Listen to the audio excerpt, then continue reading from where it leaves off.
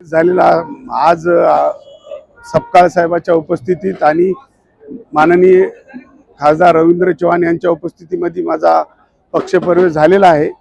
पहिलं पण मी 25 वर्षे काँग्रेस पक्षातच होतो। काही वैयक्तिक नेत्यामुळे समजा मी भाजपामध्ये प्रवेश केला। 6 वर्षे त्या ठिकाणी राहिलो।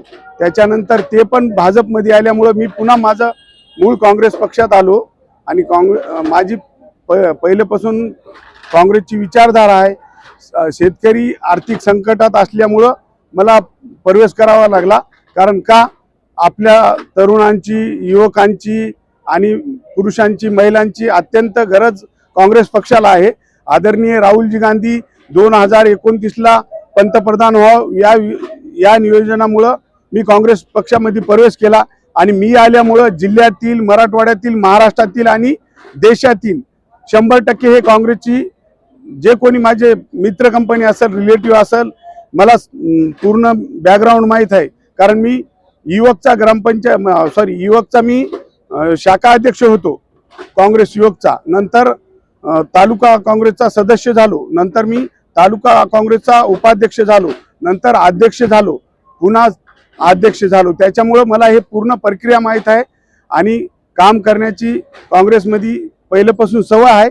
आणि आता जे झाले, शेतकऱ्याचं आतोनात नुकसान झाले, राज्य सरकार असो, केंद्र सरकार असो, शेतकऱ्याला विचारणार कोणी नाही।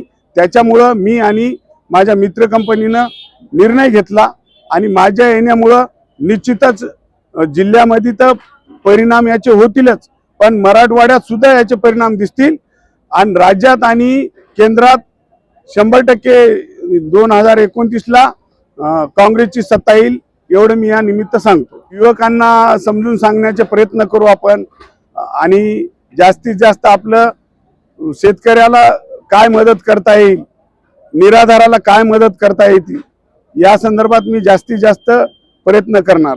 आणि काँग्रेस पक्ष हा सर्व धर्म समभावाचा पक्ष आहे, हे कुठल्या जातीवादी पक्ष नाही।